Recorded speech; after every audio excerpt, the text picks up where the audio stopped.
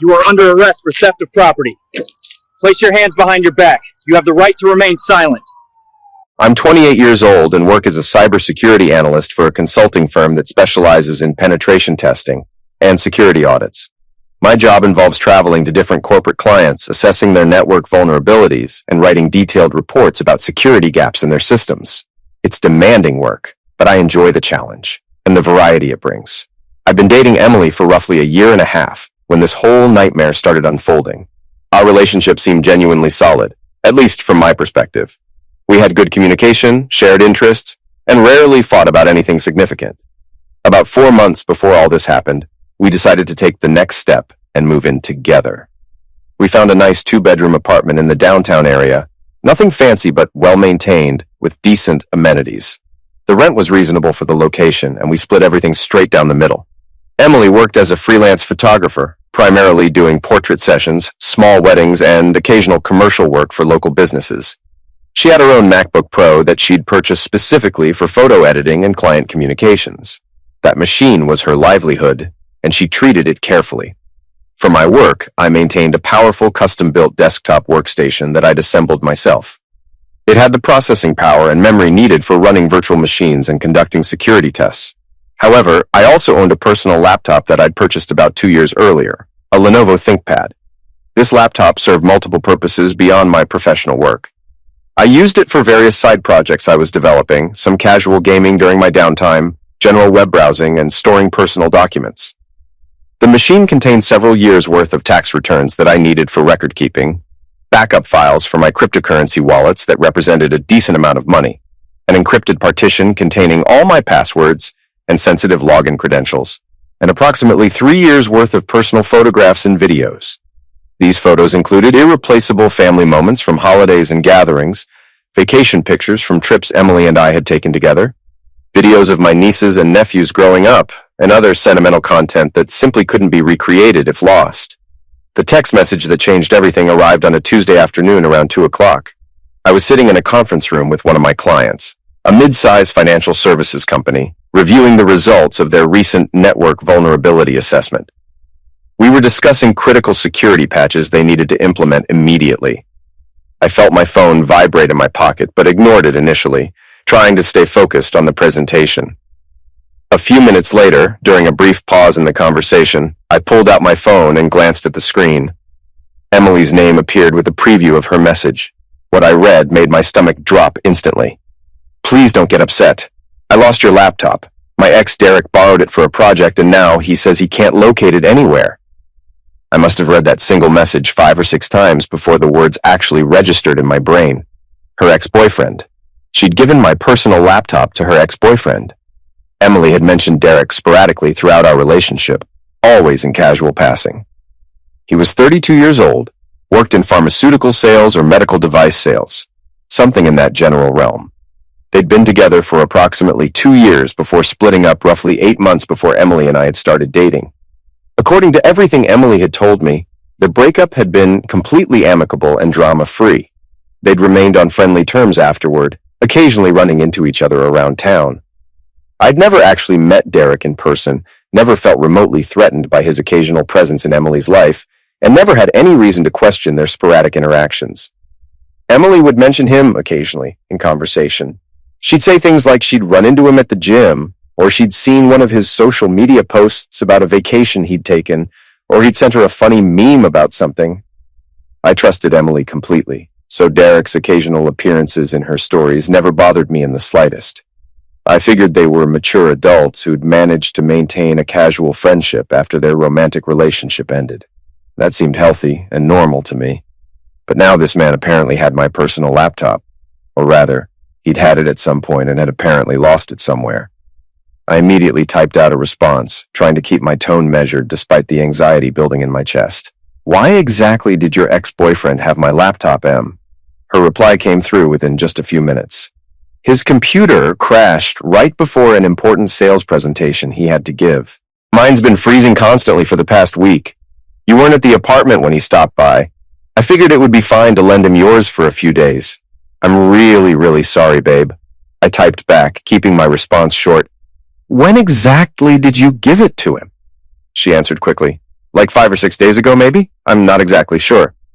He promised he'd return it by Sunday at the latest, but now he's claiming he doesn't know where it is.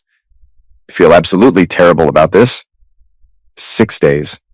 She had handed my personal laptop containing irreplaceable files and years of memories to her ex-boyfriend nearly a week ago, and was only informing me now on Tuesday afternoon because he'd apparently lost it somewhere. I sat in that conference room staring at my phone screen, feeling a strange mixture of anger and disbelief wash over me. I typed a simple, controlled response. No worries. I'll take care of it. I didn't elaborate or explain what I meant by that. I somehow managed to finish the client meeting on autopilot, my mind racing through implications and possibilities the entire time.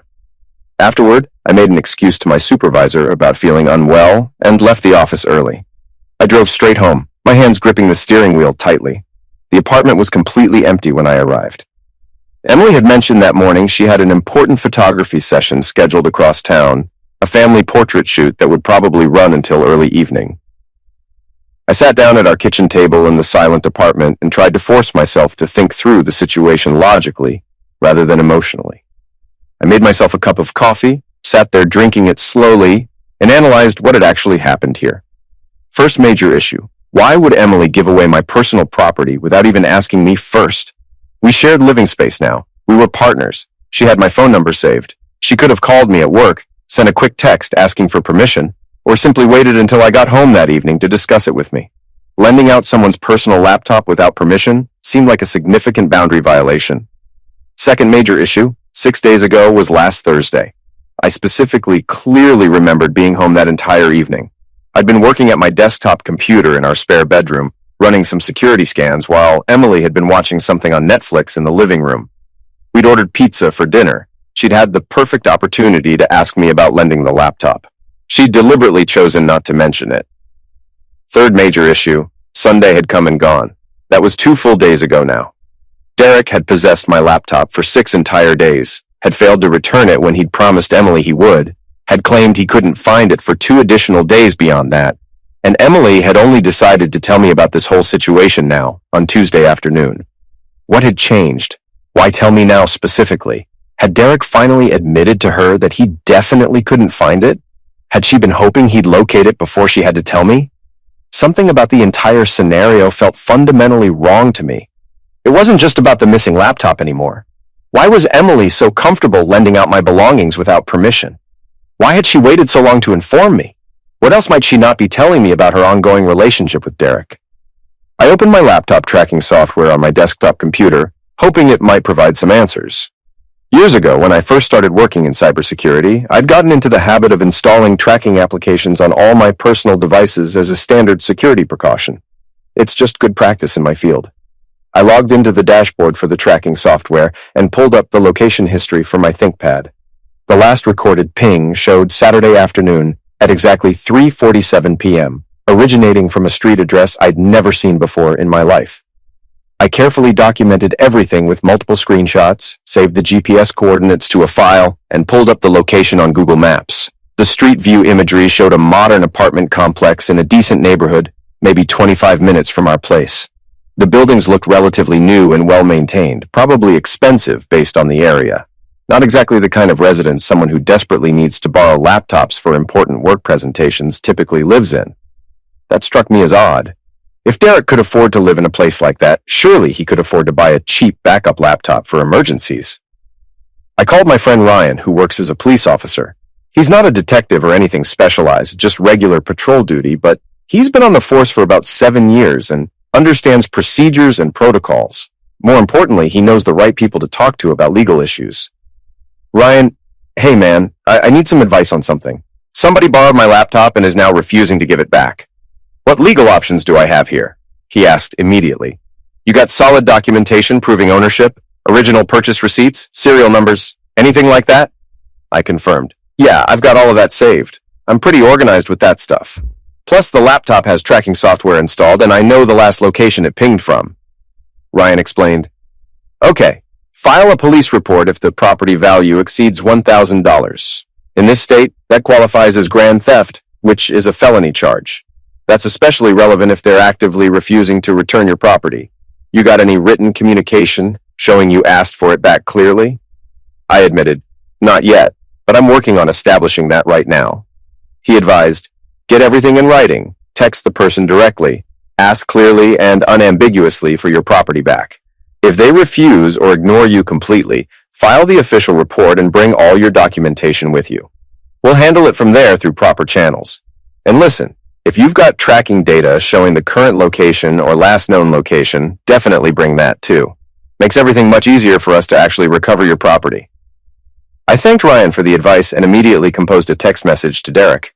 I'd actually saved his phone number in my contacts several months earlier. Emily had left her phone unlocked on our kitchen counter one afternoon, and I'd noticed a text message from Derek come through. His contact information was right there on the screen. I'd saved it to my phone without really thinking about it at the time, never imagining I'd actually need to use it. Now I was grateful for that impulse decision. I typed out carefully, "Hey Derek, this is Emily's boyfriend. She mentioned you borrowed my laptop last week for something. I need it returned by tomorrow. Can you drop it off at our place or should I come pick it up from you?" No response came. I checked my phone obsessively every 10 or 15 minutes for the next 3 hours, like some kind of anxious teenager waiting for a text back from a crush. Nothing appeared. Emily arrived home around 6:30 that evening. She immediately launched into a string of apologies, explaining that Derek was supposedly searching everywhere for the laptop. Maybe he'd left it at his office. Maybe it was at a friend's house. Maybe he'd left it in his car and someone broke in. She seemed genuinely confident it would eventually turn up somewhere. Her behavior struck me as increasingly odd, though. She talked rapidly, barely pausing for breath, avoided making direct eye contact with me, and seemed genuinely nervous about the whole situation. Her hands fidgeted constantly.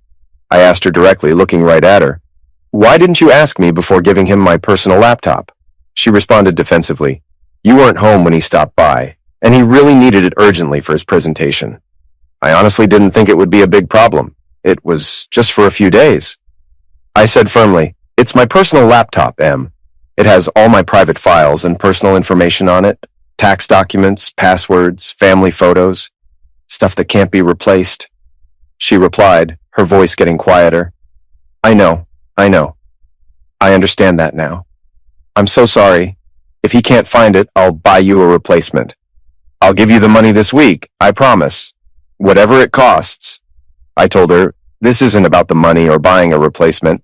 It's about my privacy and my property." She went quiet after that statement, looking down at her hands.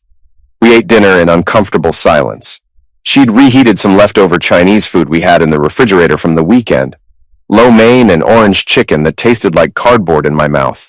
I kept checking my phone constantly, placing it face up on the table between us. Derek never responded to my message.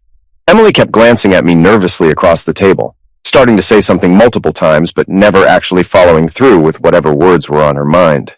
The tension in the apartment felt suffocating. Wednesday morning arrived with still no response from Derek. At 9 o'clock in the morning, right when I got settled at my desk at work, I sent another text message to him. "Derek, I need a response from you. Do you have my laptop or not?" 2 hours crawled by before his reply finally came through. "Don't have it, man. Already told Emily. Think I left it somewhere, still looking around for it." I typed back immediately. "Where did you last have it? What's the last place you remember using it?" No response came to those questions. I waited until 5 o'clock that evening, watching my phone the entire day. Still nothing from Derek. He was clearly avoiding giving me any real information. Thursday morning, during my lunch break, I drove to the main police station downtown. I brought several important documents with me. The original purchase receipt from when I'd bought the laptop 2 years prior, a photograph I'd taken of the serial number on the bottom of the laptop for my records, detailed screenshots showing all the tracking data with timestamps and GPS location coordinates, and printed copies of my entire text message exchange with Derek, showing clearly that I'd asked for my property back and he'd failed to provide any real answers. I filed an official police report for theft of property valued over $1,000.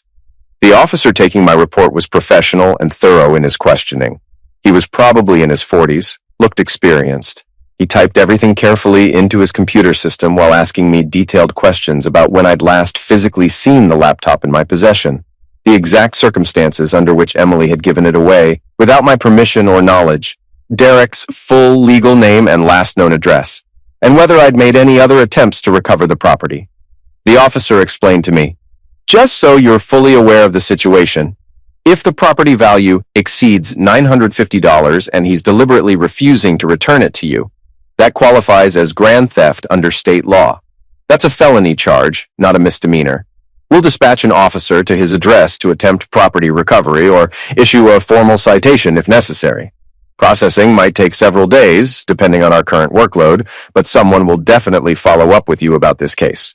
I acknowledged, "I understand completely. I just want my property back. That's all I care about at this point."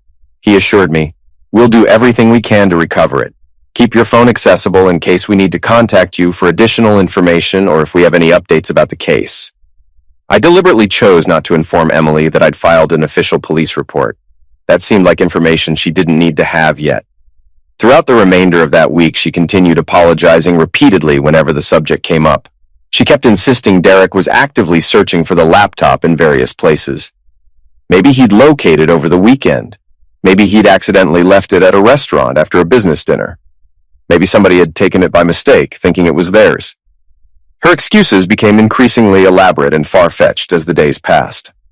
I just nodded along, said okay, and pretended to believe her increasingly implausible explanations. Saturday afternoon, I was shopping for groceries at the supermarket near our apartment when my phone rang unexpectedly. The caller ID showed an unknown number with a local area code. I answered while standing in the produce section, holding a bag of oranges. "Is this Jake Anderson?" a male voice asked professionally. I confirmed, "Yes, this is Jake speaking." He introduced himself. "This is Officer Martinez with Metro Police Department. We visited Derek Thompson's residence this afternoon regarding your stolen property report filed last Thursday. He wasn't home at the time of our visit, so we left a formal notice on his door informing him of the situation and instructing him to contact us. We also ran his name through our computer system as standard procedure when investigating theft cases.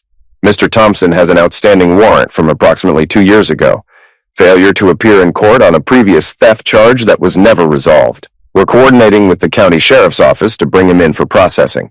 Just wanted to keep you updated on the situation as it develops." I stood there in the grocery store, completely stunned by this information. A previous theft charge? This guy had a criminal record? Officer Martinez continued, "Yes, sir, retail theft from a major department store. He allegedly stole merchandise valued at several $100s. He skipped his scheduled court date back in late 2023. The warrant's been sitting inactive in the system since then, but now that we've made direct contact regarding your case, it's been reactivated. He'll need to turn himself in voluntarily or we'll arrest him the next time we make any contact with him. That's technically separate from your current case, but I thought you'd want to know what kind of individual you're dealing with here. We'll continue our attempts to recover your laptop through proper channels." I thanked him sincerely for the update and ended the call. I stood there in the produce section, trying to process this new information. Emily's ex-boyfriend had an actual criminal record for theft and an active arrest warrant that had been sitting in the system for 2 years. A warrant that was apparently now reactivated because the police went looking for him about my stolen laptop. This was escalating in ways I hadn't fully anticipated. I finished my shopping in a daze, drove home, and mechanically put everything away in the kitchen. Emily came home about an hour later, around 4 in the afternoon. She looked visibly upset, clutching her phone tightly in her hand, her face flushed bright red. "Derek just called me completely freaking out," she said immediately upon entering. "He said the police showed up at his apartment about your laptop. Did you actually call the police on him?" "Did you really do that?" I answered calmly, trying to keep my voice level. "I filed a theft report with the police department. It's stolen property. That's the appropriate and legal response to theft," she exploded, her voice rising sharply. "Are you serious right now? He's looking for it. You didn't need to involve the police in this. This is absolutely insane. You're treating him like a criminal." I responded, "He's had my laptop for over a week now. He won't properly respond to my direct messages asking where it is. He's giving vague non-answers." "What exactly did you expect me to do, Emily?" she shot back. "He's going to get in serious legal trouble now because of what you did. Do you understand that? Do you care?" I said simply. "Good. He stole my laptop and is refusing to return it." She stared at me like I'd suddenly transformed into a completely different person she didn't recognize. "He didn't steal it. I gave it to him to borrow. That's completely different." I corrected her firmly. You gave him my property without my permission or knowledge, and now he's refusing to return it and lying about its location. That's theft, Emily. Legally speaking, that's exactly what the situation is. She shouted, "You're being completely ridiculous about this whole thing. This is going to destroy his entire life over a stupid laptop, over a material object. Don't you understand proportionality?" I replied. "Then he should return my laptop immediately. Very simple solution to all of this." She grabbed her car keys from the counter and stormed toward the door, stopping only to grab her jacket. She slammed the front door so hard that a framed photograph we had hanging on the wall fell down, and the glass cracked. She didn't come back that night. She didn't answer any of my text messages asking where she was or if she was safe. Sunday evening, Emily finally returned to the apartment. She looked completely exhausted, like she hadn't slept properly in days.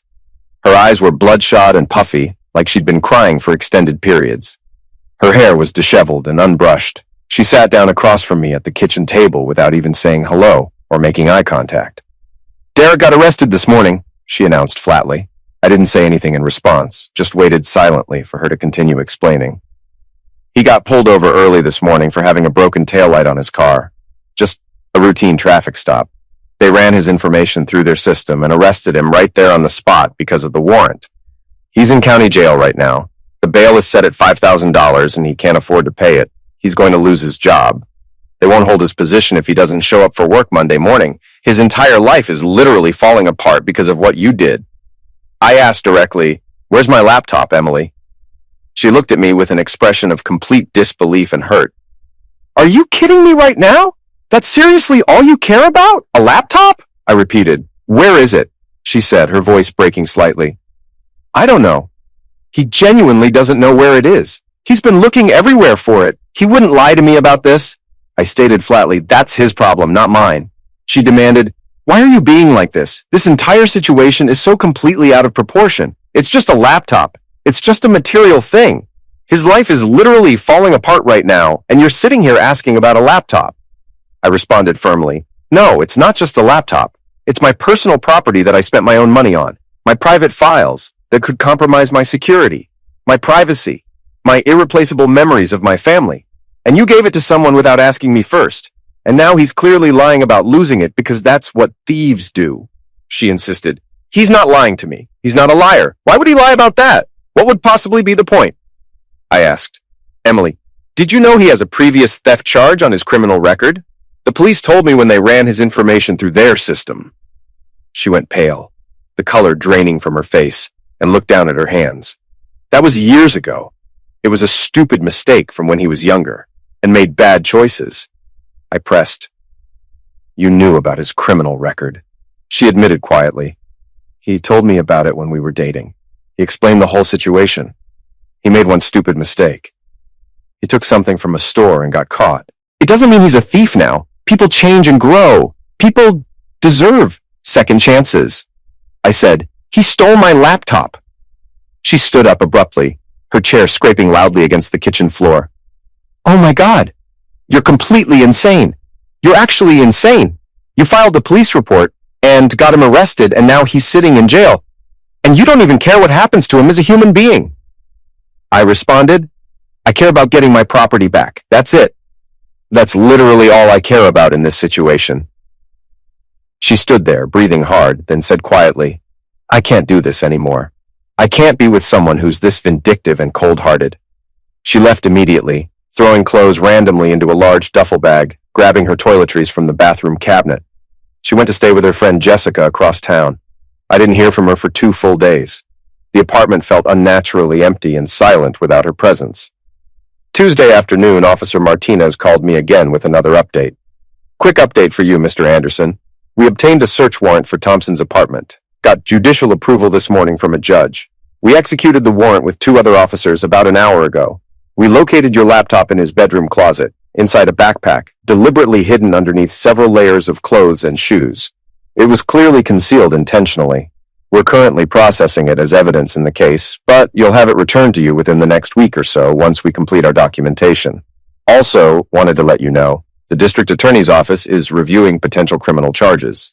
Since the property value exceeds $950, and we now have physical evidence he knowingly kept it and deliberately lied about its location to both you and the alleged girlfriend, they're seriously considering felony theft charges. He'll have a preliminary hearing in a few weeks, either once he posts bail or gets assigned a public defender through the court system. I clarified, feeling my heart rate increase.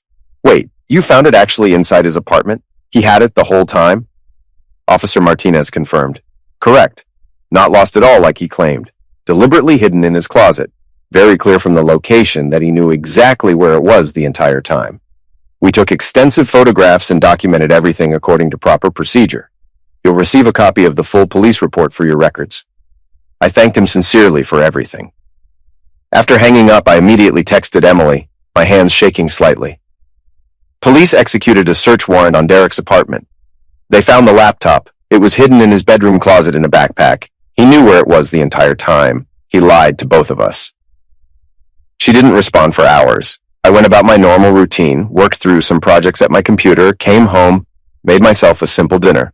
Finally, around 8 that evening, her response came through. What? I replied. They searched his apartment with a legal warrant. The laptop was in his closet inside a backpack, hidden under multiple layers of clothes. He didn't lose it. He kept it intentionally and lied to both of us repeatedly about it. Emily responded, That doesn't make any sense. Why would he do that? I typed back, Because he's a thief with a criminal record. He lied to you. He lied to both of us. The typing indicator appeared and disappeared multiple times over several minutes. Then finally, I need to talk to him about this personally. I pointed out, He's in jail, Emily. You can't just talk to him. No response came after that message. I tried calling her once. The call went directly to voicemail. She'd either turned off her phone or blocked my number. 3 weeks have passed since all of this happened. Derek ended up taking a plea deal through his court-appointed public defender. He pled guilty to misdemeanor theft instead of facing the felony charge in court, paid a $2,500 fine directly to the court, received 2 years of supervised probation with regular check-ins, and was required to pay me $1,200 in restitution for the laptop's value. I ended up donating that entire restitution payment to a nonprofit organization that provides refurbished computers to underprivileged children who need them for schoolwork.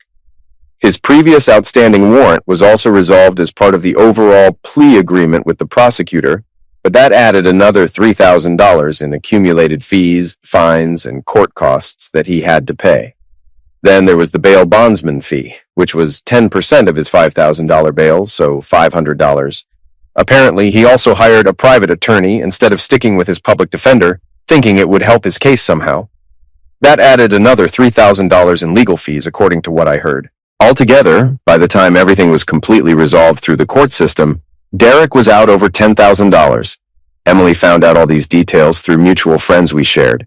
She finally texted me late Friday night. What did you do to him? I responded simply. I filed a police report for my stolen laptop. That's all I did. Everything else was his own doing. She wrote back, He lost his job. He's completely broke. His entire life is ruined. Are you happy now? Do you feel good about yourself? I replied, He stole my laptop and lied about it repeatedly to both of us. Actions have consequences, Emily. That's how the world works. She sent one final message. I can't believe I ever thought you were a good person. I typed back, I can't believe you gave my laptop to your ex-boyfriend without asking permission and then defended him when he lied to both of us repeatedly. I can't believe you chose him over me and our relationship. She responded, He made a mistake. One mistake. Everyone deserves forgiveness. I wrote, He committed a crime. He deliberately stole my property and hid it in his closet. There's a fundamental difference between making a mistake and committing a crime. She blocked my number immediately after that final exchange. Emily moved out completely the following week while I was at work during the day.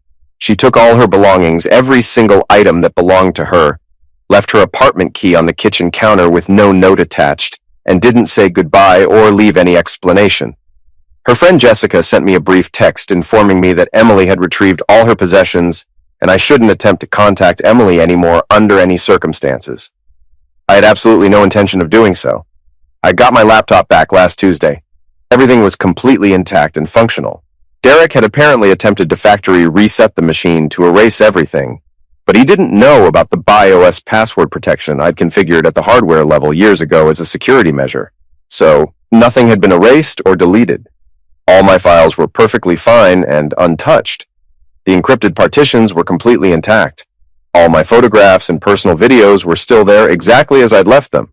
It appeared he'd barely even used the laptop for anything, just kept it hidden in his closet like some kind of trophy. I haven't heard anything from Emily since she blocked my number. Mutual friends have mentioned in passing that she and Derek are talking again regularly, that she's been visiting him and helping him navigate his probation requirements and figure out his financial situation. I honestly don't care anymore about any of that drama. That's their problem now. I'm currently looking at studio apartments closer to my office building. Time for a completely fresh start in a new place without all these negative memories attached to it. For anyone saying I'm heartless or cruel for getting him arrested, consider this carefully. He had my laptop deliberately hidden in his bedroom closet and lied repeatedly to both me and Emily about its location for over a week. If he'd simply returned it the first time I politely asked for it back, absolutely none of this would have happened. I didn't ruin his life. He did that entirely to himself when he made the conscious decision to steal my property and lie about it to everyone involved.